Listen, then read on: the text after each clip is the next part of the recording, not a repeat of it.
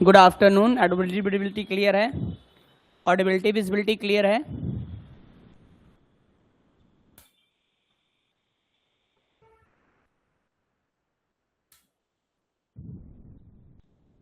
अगर audibility visibility clear है तो एक बार रिप्लाई करें।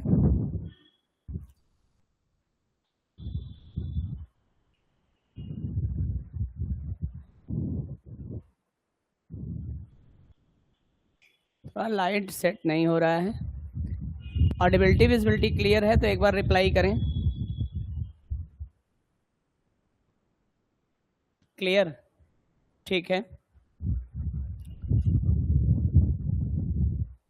हम लोगों ने कल बात कर लिया है संभवतः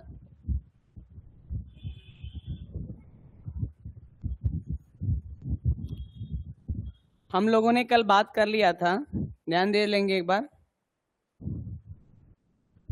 हम लोगों ने साइटोकाइन बैरियर तक की बातें हम लोगों की हो गई थी, ठीक है ना। साइटोकाइन बैरियर तक की बातें हम लोगों की हो गई थी। आज हमने आगे बात करना है सेकेंड लाइन ऑफ डिफेंस की ना। हमें आज बात करनी है सेकेंड लाइन ऑफ डिफेंस की। हम लोग बात करेंगे कि what is the second line of defence. कल हम लोगों ने फर्स्ट लाइन ऑफ डिफेंस देखा था। अब फर्स्ट लाइन ऑफ डिफेंस क्या था? ऐसा डिफेंस जो हमें फिजिकली हमारे बॉडी को प्रोटेक्ट करता था ना। ऐसा डिफेंस जो हमारे बॉडी को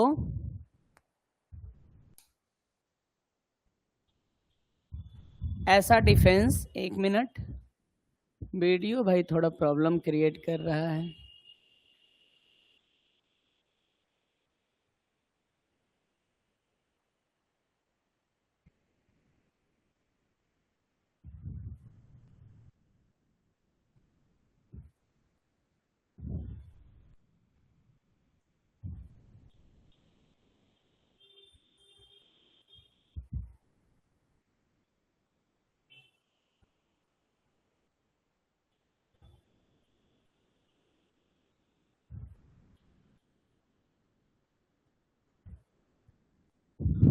ठीक है, चलिए आ जाते हैं हम लोग। अभी क्लियर है एकदम से?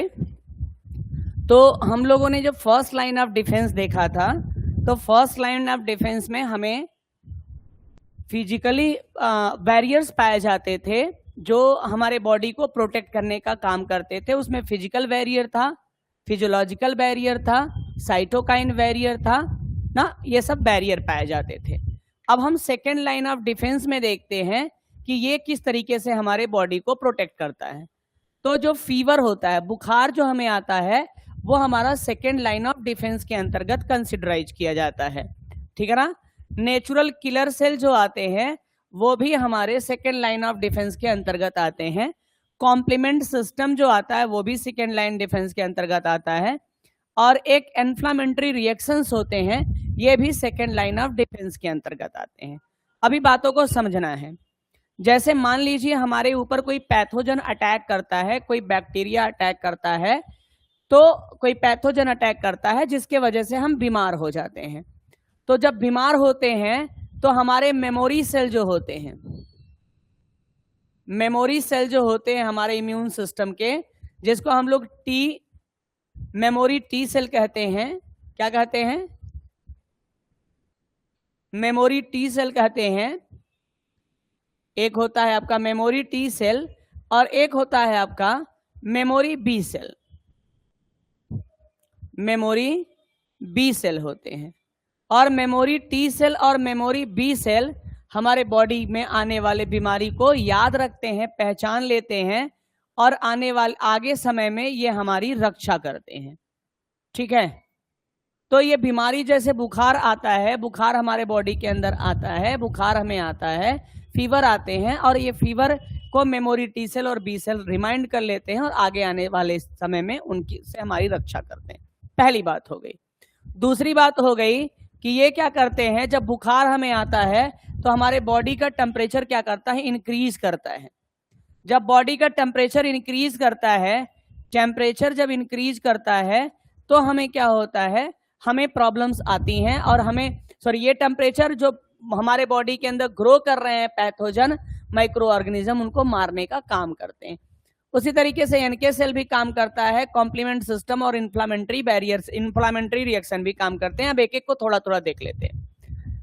देखिएगा, फीवर में बी प्रोड्यूस बाय पैथोजन ना, बुखार हमें किसी पैथोजन या उसके प्रोटीन के वजह से आता है, पैथोजन या उनसे निकलने वाले प्रोटीन के वजह से आता है, और उस प्रोटीन का नाम है इंडोजिनस पायरोजन ना, इंडोजिनस पायरोजन कहते हैं, जो हमें बुखार लाता है। और it is also called interleukin, और रिलीज्ड बाय, और ये रिलीज कौन करता है, रिलीज्ड बाय माइक्रोफैगस ना, इंटरल्यूकिन या इंडोजिनस पायरोजन कहते हैं। When enough pyrogen reach in brain which increase the body temperature, जब पायरोजन की मात्रा हमारे बॉडी में बढ़ती है तो हमारे बॉडी का टेम्परेचर क्या करते हैं, ये इंक्रीज करते हैं। पायरोजन की मात्रा बढ़ती है तो हमारे बॉडी में टेम्परेचर इंक्रीज करता है, और जब टेम्परेचर इंक्रीज करता है तो उसको हम कहते हैं कि हमें बुखार आया है या वो पर्सन को बुखार आया है, ठीक है ना। और ये होता किसके वजह से है, इंटरल्यूकिन या पायरोजन के वजह से। और पायरोजन जब हमारे ब्रेन में पहुंचता है तब हमारे बॉडी का थर्मोरेगुलेटरी सिस्टम अफेक्टेड हो जाता है। यहां तक क्लियर है। आगे, अब जब बॉडी टेम्परेचर इंक्रीज करता है तो अब क्या होता है, पायरोजन के बढ़ने की वजह से बॉडी टेम्परेचर इंक्रीज होता है, बॉडी टेम्परेचर इंक्रीज होगा तो पैथोजन मारा जाएगा। तो हमारी बॉडी मारने के लिए ये एक प्रक्रिया फॉलो करती है ना, उस पैथोजन को मारने के लिए, ठीक। आगे बात करते हैं NK cell. It is phagocytic cell. NK cell क्या है, ये फैगोसाइटिक सेल है, यानी माइक्रोफैगस टाइप का सेल है, which kill the micro organism and viruses infected cell. यह माइक्रो ऑर्गेनिज्म को मार देता है, या कोई सेल ऐसा जो वायरस से इन्फेक्टेड है उनको भी ये मारने का काम करता है। आगे, एनके सेल प्रोड्यूस परफोरिन। याद रखना है, ये परफोरिन जो है एक प्रोटीन है। परफोरिन क्या है, परफोरिन एक प्रोटीन है जो क्या कर देता है, जैसे ये मान लीजिए कोई सेल है, सेल के अंदर ये पोर क्रिएट कर देता है।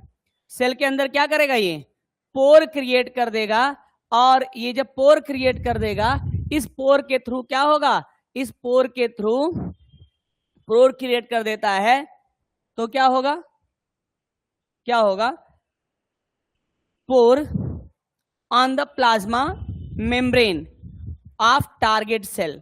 जो टारगेट सेल है उसके ऊपर पोर क्रिएट करता है, जिसके वजह से यहां से या तो क्या होगा, यहां से या तो इसका साइटोप्लाज्म जो इसके अंदर है वो बाहर निकल जाएगा और सेल श्रिंक कर जाएगा, या तो इसके अंदर घुस जाएगा बाहर से, जहां ये रह रहा है वहां का साइटोप्लाज्म या एक्स्ट्रा सेलुलर फ्लूइड जो है वो अंदर घुस जाएगा, जिसकी वजह से सेल ब्रस्ट कर जाएगा।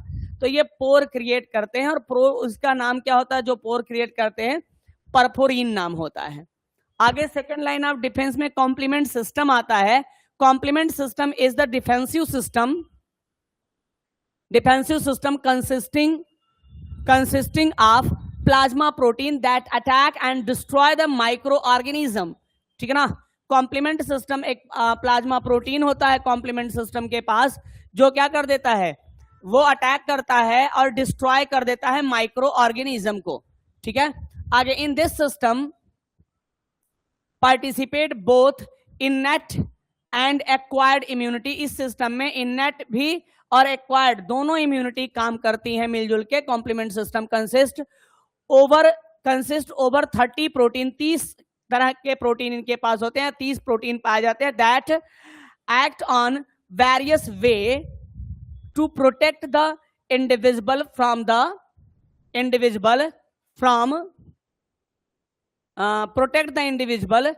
The micro organism. आगे, complement protein create pore on the plasma membrane of microorganism। Complement protein भी वही काम करता है, ये पोर क्रिएट कर देता है, कहां पे, plasma membrane of microbe, water enter, जिसके वजह से माइक्रोब के अंदर वाटर इंटर कर देता है, later microbe become burst and die. उसके बाद माइक्रोब क्या हो जाते हैं, ब्रस्ट कर जाते हैं, फट जाएंगे, या उसके बाद उनकी मृत्यु हो जानी है। यहां तक बातें क्लियर हो गई। आगे बात करते हैं, complement protein also causes agglutination of the micro organism, neutralisation of the virus, activation of the mast cell and and basophil. Complement system का ये काम इंपॉर्टेंट होगा, ये याद रखेंगे, very important point. The complement protein also agglutination of the microbes, neutralisation of the virus, activation of the mast cell and basophil. ये हमारे immune system को इस तरीके से रेगुलेट करने का काम करते हैं। कुछ चीजों को इनएक्टिव करते हैं और कुछ चीजों को एक्टिवेट करते हैं। तो these are the complement system. आगे हम बात करते हैं इन्फ्लामेटरी रिएक्शन। इन्फ्लामेटरी रिएक्शन क्या होता है ये समझिएगा। जैसे मान लीजिए ये आपका कोई बॉडी पार्ट है, ये कोई बॉडी पार्ट है, हाथ मान लीजिए, कुछ भी मान सकते हैं। मान लीजिए ये इस तरीके से आपका हाथ है, ऐसा नहीं होगा, आप सुंदर होगा, लेकिन ऐसा मान लीजिए। अब इन हाथों पे किसी वजह से चोट लग जाता है, चोट लगता है तो आप देखे होंगे, चोट लगता है तो इस तरीके से यहां फूल जाता है ना, और यहां का टेम्परेचर क्या हो जाता है, गर्म हो जाता है। यहां ब्लड सर्कुलेशन तेज हो जाने की वजह से यहां का टेम्परेचर क्या हो जाता है, गर्म हो जाता है। और इसके ऊपर कोई माइक्रो ऑर्गेनिज्म आएगा तो ये गर्म टेम्परेचर की वजह से वो यहां सर्वाइव नहीं कर पाएगा या वहां एंटर नहीं कर पाएगा, तो इसको इन्फ्लामेटरी रिएक्शन कहते हैं। अभी बातों को समझिएगा। Broken mast cell release histamine and causes dilation of blood capillaries. ये याद रखना, हिस्टामिन ना, मास्ट सेल से सिक्रीट होता है हिस्टामिन, और वो ब्लड कैपिलरीज को डाइल्यूट कर देता है। जब ब्लड कैपिलरी डाइल्यूट हो जाती हैं तो ब्लड का सर्कुलेशन क्या हो जाता है, ब्लड कैपिलरीज को डाइल्यूट कर देती हैं। आगे बात करते हैं, as a result more blood flow to that area. अब उस एरिया में जहां पे चोट लगा है, जहां पे मास्ट सेल ब्रेक हुआ है, वहां पे बहुत ज्यादा मात्रा में उस एरिया में ब्लड फ्लो होता है, मेकिंग रेडनेस, और वहां क्या कर देता है, रेड कर देता है, एंड वार्म, और गर्म कर देता है, एंड कॉजेज स्वेलिंग, और वहां फूल जाते हैं, स्वेलिंग हो जाते हैं। As a result microbe are not grow, और इसका रिजल्ट ये होता है कि वहां माइक्रोब ग्रो नहीं कर पाते। क्यों? क्योंकि वहां गर्म हो गया है। ठीक है ना। आगे बात करते हैं, this reaction of body causes inflammatory reaction, this reaction of body called inflammatory reaction, और इस तरह के रिएक्शन को हम inflammatory reaction कहते हैं। ठीक है ना। it is also a part of internal defense, यह इंटरनल डिफेंस का एक पार्ट माना जाता है। ठीक है ना। आगे यहां बात करते हैं, थर्ड लाइन ऑफ डिफेंस क्या होता है। तो third line of defence is also known as specific mechanism. Third line of defence एक तरह से नेचुरल डिफेंस होता है। ठीक है ना। तो इनको हम लोग कह सकते हैं कि यह स्पेसिफिक डिफेंस होता है, और यह आपका एक्वायर्ड इम्यूनिटी की तरह व्यवहार करता है। कैसा व्यवहार करता है? एक्वायर्ड इम्यूनिटी की तरह व्यवहार करता है। This mechanism provide and act as acquired immunity. यह मैकेनिज्म कैसा व्यवहार कर रहा है? ठीक है ना। यह मैकेनिज्म यानी ये व्यवहार करता है एक्वायर्ड इम्यूनिटी की तरह व्यवहार करता है। तो there is no one more specific, because there is a specific to behave just like a acquired immunity. So now next point, अब हम बात करेंगे एक्वायर्ड इम्यूनिटी की। किसकी बात करेंगे? एक्वायर्ड इम्यूनिटी की। देखो मैंने साफ सुथरा चीजों को दे रहे हैं, आप लोग नोट्स भी साफ सुथरा बनाएंगे। ठीक है ना। एक्वायर्ड इम्यूनिटी क्या है?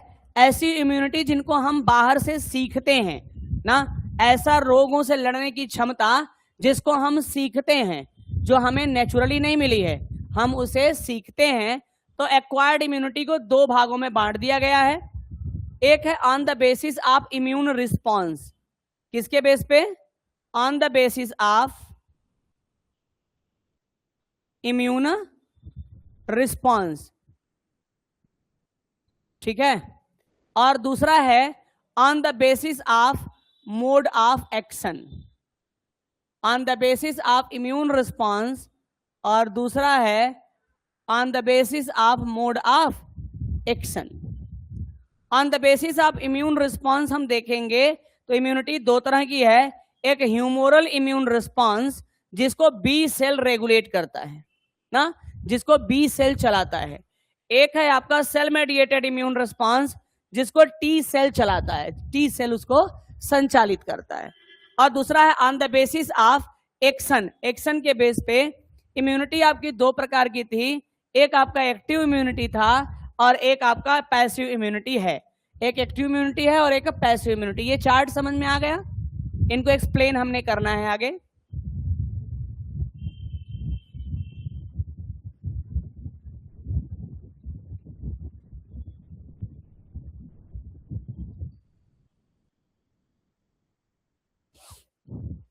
क्लियर है तो एक बार यस रिप्लाई करें।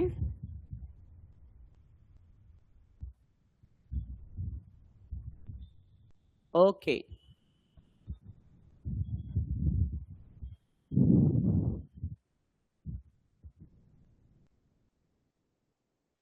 चलो बात करते हैं एक्वायर्ड इम्यूनिटी। एक्वायर्ड इम्यूनिटी क्या है, इनको थोड़ा सा देख लेते हैं स्टेटमेंट इसका। The acquired immunity is also known as adaptive immunity और non inheritable immunity or specific immunity. It means these immunity are those immunity which are adaptive type, non-inheritable and specific because of they protect the body from the specific microorganism और specific pathogen जिनके बारे में हमने सीखा है, जिनके बारे में हमने जाना है, बस उन्हीं से ये हमें बचा सकते हैं। आगे they are acquired during the life, हम अपने जीवन काल के समय इन इम्यूनिटी को सीखते हैं या एक्वायर करते हैं। आगे on the basis of response acquired immunity are of two type, response के बेस पे एक्वायर्ड इम्यूनिटी को दो भागों में बांटा गया है। एक है आपका ह्यूमोरल इम्यून रिस्पॉन्स जिसको हम बी सेल के द्वारा रेगुलेट कराते हैं, और एक है आपका सेल मेडिएटेड इम्यून रिस्पॉन्स जिसको टी सेल रेगुलेट करने का काम करता है। आगे ह्यूमोरल इम्यून रिस्पॉन्स, तो humoral immune response is also known as antibody mediated immune response, इसको हम लोग एंटीबॉडी मेडिएटेड इम्यून रिस्पॉन्स कहते हैं। ओके आगे it developed by B cell, ये बी सेल के द्वारा डेवलप किया जाता है, और बी सेल में किससे, plasma B cell. B cell आपके दो तरह के होते हैं, बी सेल होंगे आपके दो तरह के, एक होता है आपका प्लाज्मा बी सेल और एक होता है आपका मेमोरी बी सेल। एक होता है आपका प्लाज्मा बी सेल और एक होता है आपका मेमोरी बी सेल। ठीक है, प्लाज्मा बी सेल और मेमोरी बी सेल। ठीक, अब प्लाज्मा बी सेल का काम क्या होता है, वो एंटीबॉडी के प्रोडक्शन में पार्टिसिपेट करता है, और मेमोरी बी सेल का काम होता है बीमारी को याद रखना कि दोबारा से इन्फेक्शन हो तो उसको किल कर दे। अब देखो क्या कह रहा है, ये चार्ट को समझिएगा, बस ऐसे चार्ट ही इसमें बनाना है, इतना समझ में आ जाना है तो बात खत्म हो जाना है। पैथोजन जब हमारे बॉडी में एंटर करता है, पैथोजन जब हमारे बॉडी में एंटर करते हैं तो वो हमारे कांटेक्ट में आते हैं हमारे बी सेल के। बी सेल के जब कांटेक्ट में आते हैं तो बी सेल क्या करेगा, अपने साइज को इंक्रीज करेगा। B cell increase in the size and divide by the mitotically, यानी माइटोसिस सेल डिवीजन से ये डिवाइड करेगा। डिवाइड करने के बाद ये क्या बनाएगा, बी सेल का क्लोन बनाएगा। बी सेल का क्या बनाएगा, ये बी सेल का क्लोन बनाएगा। ठीक है, क्लोन ऑफ बी सेल, जिसमें दो तरह के सेल होंगे, एक आपका प्लाज्मा बी सेल होगा और एक आपका मेमोरी बी सेल होगा। क्या होगा, प्लाज्मा बी सेल होंगे और कौन होंगे, मेमोरी बी सेल होंगे। Plasma B cell produce antibody, plasma B cell क्या प्रोड्यूस करेगा, एंटीबॉडी प्रोड्यूस करेगा। इसीलिए प्लाज्मा बी सेल को हम कहते हैं फैक्ट्री ऑफ एंटीबॉडी कहते हैं। प्लाज्मा बी सेल को क्या कहा जाता है? Factory of antibody. और ये एंटीबॉडी माइग्रेट करता है to the site of infection ना, और इन्फेक्शन के साइट पे माइग्रेट करके जाके वहां पैथोजन को या तो इनएक्टिव कर देगा, या तो एग्लूटिनाइज्ड कर देगा, या तो किल कर देगा, या तो प्रेसिपिटेट कर देगा इनको। ठीक है ना, these are the function of antibody. अब हम दूसरी बात करते हैं, मेमोरी बी सेल क्या करता है? प्रिवेंट करता है, रोकता है, prevent the further infection of same pathogen. जो पैथोजन बीमारी कॉज कर रहा है, उस सेम पैथोजन जो एक बार बीमारी कॉज कर दिया उसे याद कर लेगा और उनको उनके इन्फेक्शन को ये रोकने का काम करता है जब ये बीमारी हमारे बॉडी में दोबारा से होती है। ठीक है ना, बातें यहां तक क्लियर? आगे बात करते हैं cell mediated immunity. Cell mediated immunity, देखिए सेल मेडिएटेड इम्यूनिटी में क्या होगा? सेल मेडिएटेड इम्यूनिटी रेगुलेट की जाती है टी सेल के द्वारा। सेल मेडिएटेड इम्यूनिटी कौन रेगुलेट कर रहा है? टी सेल कर रहा है। जब पैथोजन हमारे बॉडी में एंटर करता है तो वो टी सेल के जब कांटेक्ट में आता है तो T cell increase in the size, T cell अपनी साइज इंक्रीज करते हैं एंड डिवाइड बाय माइटोटिकली, ये डिवाइड करते हैं और टी सेल का क्लोन बनाते हैं। अब इन क्लोन में दो तरह के सेल होंगे, एक आपका रिएक्टिव सेल होगा, एक आपका मेमोरी टी सेल होगा। रिएक्टिव टी सेल में हेल्पर होंगे, किलर होंगे और सप्रेसर टी सेल होंगे। ये माइग्रेट कर देंगे साइट ऑफ इन्फेक्शन पे और वहां जाएंगे, वहां पैथोजन को या तो इनएक्टिव कर देंगे, यहां ढक गया है इनएक्टिव होगा,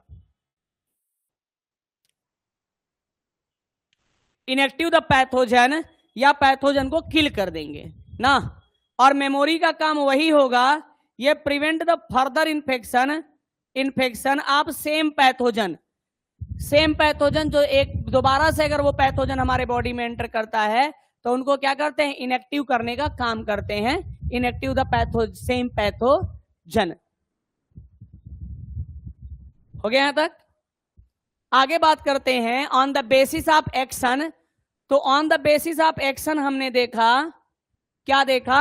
हमने देखा कि दो तरह के इम्यूनिटीज हैं। On the basis of action immunity आपके दो प्रकार के होते हैं। पहला प्रकार होता है एक्टिव इम्यूनिटी और दूसरा प्रकार होता है आपका पैसिव इम्यूनिटी। पहला प्रकार क्या है? एक्टिव इम्यूनिटी और दूसरा प्रकार क्या है? पैसिव इम्यूनिटी है। हम एक्टिव इम्यूनिटी की बात करते हैं, देखिएगा एक्टिव इम्यूनिटी समझिए क्या है। यहां तक बातें क्लियर हो गई?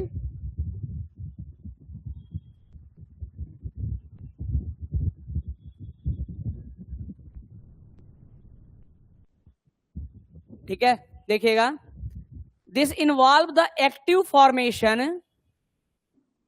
Forming of the person own immune system leading to synthesis of antibody और production of immunological active cell. हो गया? It function for the lifetime. Active immunity function क्या करते हैं? पूरे जीवन भर करते हैं। इनमें क्या होता है? ये इन्वॉल्व होते हैं एक्टिव फंक्शन में, जिसमें कोई पर्सन क्या बनाता है? एंटीबॉडी का प्रोडक्शन करता है या प्रोडक्शन करता है इम्यूनोलॉजिकल एक्टिव सेल का ना। इसमें खुद की बॉडी एंटीबॉडी बनाती है या इम्यूनोलॉजिकल सेल का प्रोडक्शन करती है और ये पूरे जीवन भर काम करते हैं। ठीक है, ये आपके दो प्रकार के होते हैं एक्टिव इम्यूनिटी। एक होगा नेचुरल एक्टिव इम्यूनिटी और दूसरा होता है आर्टिफिशियल एक्टिव इम्यूनिटी। अभी देखते हैं नेचुरल एक्टिव इम्यूनिटी क्या है। देखिएगा ना, ये ऐसा है कि जैसे हम लोग हैं नॉर्मली ऐसे पड़े हुए हैं, हमारे बॉडी के अंदर अपने आप से पैथोजन ने अटैक किया, हमें बीमार नहीं किया ना, लेकिन हमारे बॉडी ने उसके लिए उसके अगेंस्ट एंटीबॉडी का प्रोडक्शन कर दिया। बात समझिएगा। और हमें ये बातें पता है या नहीं है, नहीं पता है या है, उससे कोई फर्क नहीं पड़ रहा है।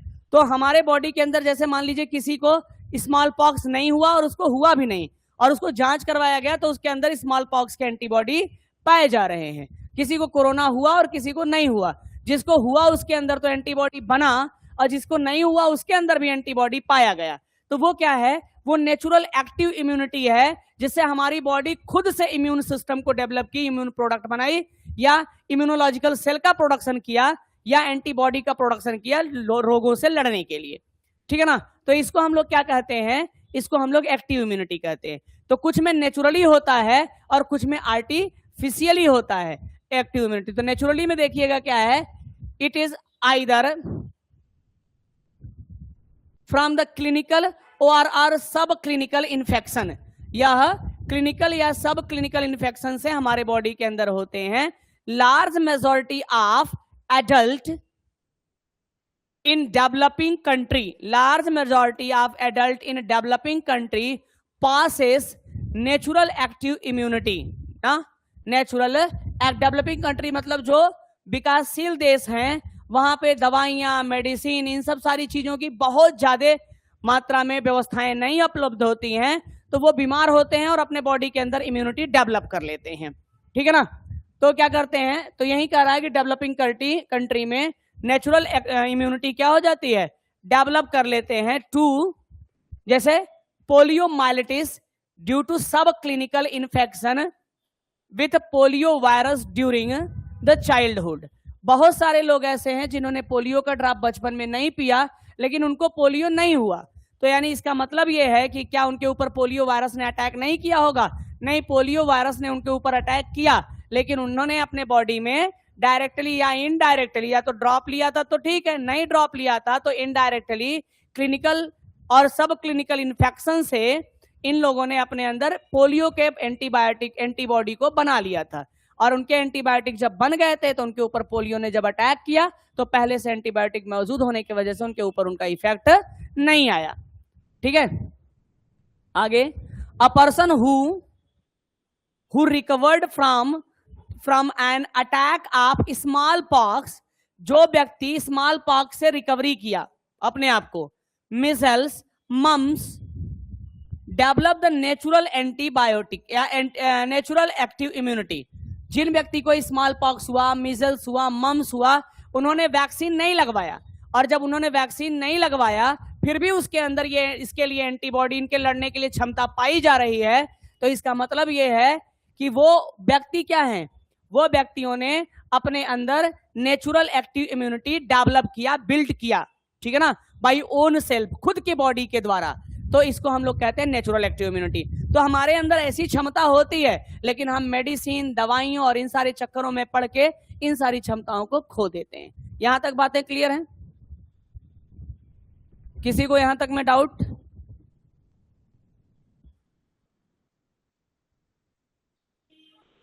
क्लियर?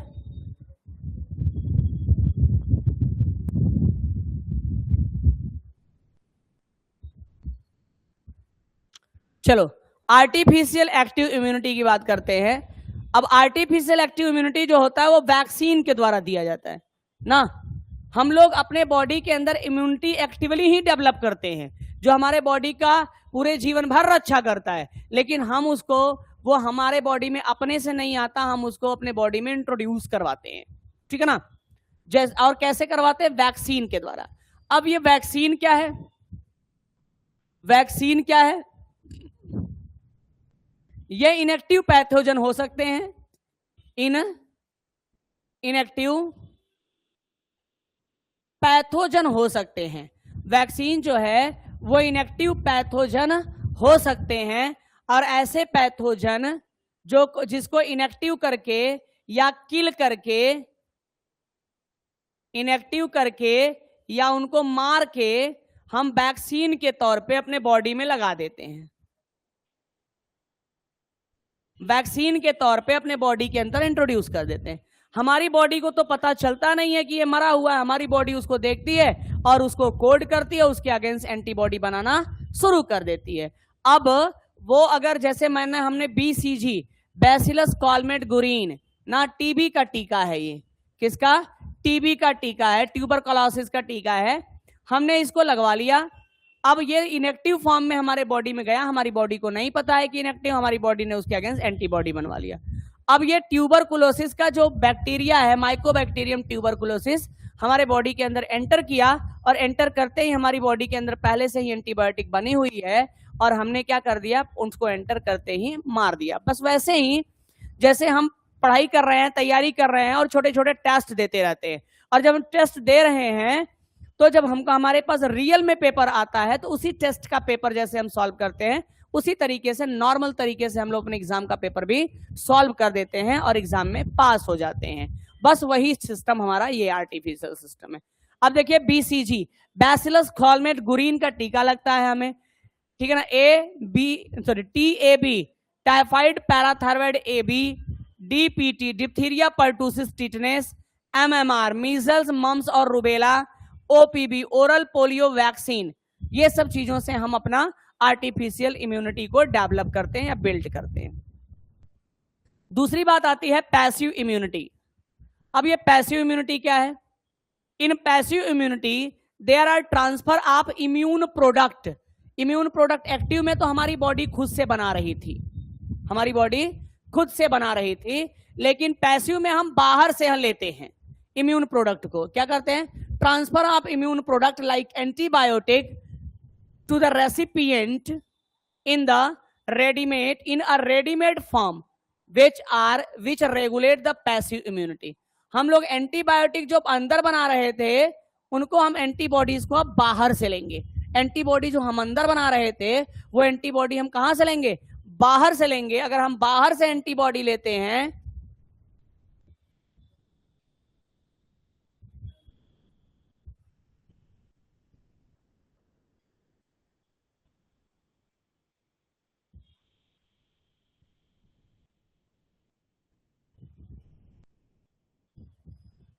एंटीबॉडी हम कहां से लेते हैं? बाहर से लेते हैं। अगर हम बाहर से लेते हैं तो वो आपका पैसिव इम्यूनिटी है, ठीक है ना। और अगर हमारी बॉडी खुद बनाती है एंटीबॉडी ना, हमारी बॉडी एंटीबॉडी खुद बनाती है, हमारी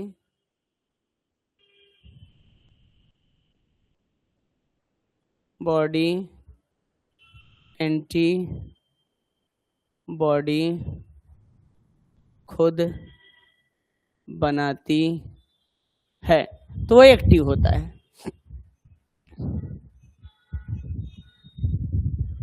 ठीक है। अब ये देखिएगा क्या है, तो उसको हम पैसिव इम्यूनिटी कहते हैं। अब ये भी नेचुरल पैसिव इम्यूनिटी और आर्टिफिशियल, ये भी दो प्रकार का होगा। कैसे दो प्रकार होंगे? ठीक है ना। 11th 12th के ऑफलाइन क्लासेस भी चल रहे हैं, आपके अगल बगल आस पास जान पहचान में कोई हो तो उनको ऑफलाइन क्लासेस के लिए पांडेपुर DDB ट्यूटोरियल में भेज दें। क्लासेस आपकी टाइमिंग है 5 बजे से 7 बजे तक शाम को, ठीक है। काम करिए, पढ़ाई भी करिए। आगे बात करते हैं natural passive immunity. Natural passive immunity में हम एंटीबॉडी लेते हैं और इनका एग्जाम्पल बड़ा इंपॉर्टेंट है क्योंकि ये क्वेश्चन एग्जाम में पूछा हुआ क्वेश्चन है कई बार। आगे in this type of resistance passively transferred from the mother to foetus through the placenta. इसमें हम लोग रेजिस्टेंस रेजिस्टेंस को हम ट्रांसफर करते हैं मदर से फीटस के अंदर। कहां ट्रांसफर करते हैं? मदर से फीटस के अंदर। जैसे IgG antibody cross the placental barrier to reach the foetus. IgG को याद रखना, यह माता से बच्चे के अंदर जाता है और प्लेसेंटा को क्रॉस करने की क्षमता होती है IgG को। दूसरा है आफ्टर बर्थ, बर्थ के बाद IgA present, IgA passes to newborn through breast milk, breast milk मतलब कोलेस्ट्रम ना, और ये रिच होता है। इसके अंदर क्या पाया जाता है? IG। कोलेस्ट्रम के अंदर IgA की मात्रा ज्यादा पाई जाती है। आगे बात करते हैं mother milk contain antibody rich antibody which protect the infant properly age of 3 month. Age of 3 month, बच्चे को 3 महीने तक ये प्रोटेक्ट करने का काम करता है। आगे आर्टिफिशियल पैसिव इम्यूनिटी की बात करते हैं। Artificial passive immunity is resistant passively transfer to the recipient by administration of antibody ना, एंटीबॉडी के एडमिनिस्ट्रेशन से। आगे, this done those administration of hyper immune sera of man और एनिमल। शेरा मतलब होता है सीरम ना, जैसे अब इसमें हम लोग क्या करते हैं, सीरम कंटेनिंग एंटीबॉडी को ट्रांसफर करते हैं, ठीक है। अब ये सीरम कंटेनिंग एंटीबॉडी कहां कहां पाया जाता है, एटीएस, एंटी टिटनेस सीरम। जब कभी लोहा वोहा से हमारा हाथ वोथ कट जाता है या कभी चोट लग जाता है तो हमको एटीएस का इंजेक्शन लगता है। Anti diphtheria serum, ADS, anti diphtheria serum. AGS, anti gas gangrene serum. आगे एआरएस, एंटी रेबीज सीरम। ये सब कुत्ते काटने के बाद है, गैंग्रीन और ये फूड पॉइजनिंग में ये हम इसका इंजेक्शन लिया जाता है। और इसका डिप्थीरिया मतलब कभी ऐसे जनरल चोट चपाट लग गया तो उसमें हम लोग इसका इस्तेमाल करते हैं, ठीक है। तो ये हो गया आपका आर्टिफिशियल पैसिव इम्यूनिटी। अब हम अगली बात करेंगे एंटीबॉडी के बारे में। किसके बारे में, एंटीबॉडी के बारे में, कि एंटीबॉडी क्या है। और उसमें एंटीबॉडी पढ़ेंगे, फिर हमें एंटीजन पढ़ना है, ठीक है ना, फिर इम्यून सेल पढ़ने हैं, इम्यून ऑर्गन पढ़ने हैं, ठीक है। तो ये सारी चीजें इनमें अभी पढ़नी है। तो आज के क्लासेस भी हम इतना ही करेंगे अब बस आज, क्योंकि आज भी थोड़ी क्लास लेट शुरू हुई है, टेक्निकल थोड़ी सी प्रॉब्लम चल रही है। कल से क्लासेस समय से हो जाएंगे और नियर अबाउट 45 मिनट की क्लासेस होंगी। आज भी 40 मिनट की क्लासेस हो गई, ठीक है। तो यहां तक आज बस इम्यून सिस्टम तक का, कल हमने नोट्स कल का डाल दिया है और आज का भी नोट्स हम डाल देंगे, उसको एक बार आप लोग देख लीजिएगा, कर लीजिएगा, ठीक है। एक्सक्रीशन तक हमने सारा नोट्स डाल दिया है, आपके एप्लीकेशन पे सारे नोट्स एक्सक्रीशन के हैं।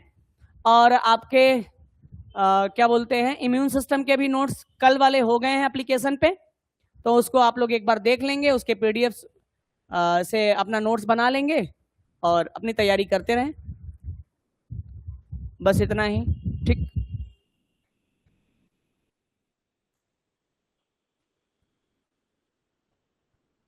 ओके, सबका वेलकम वेलकम।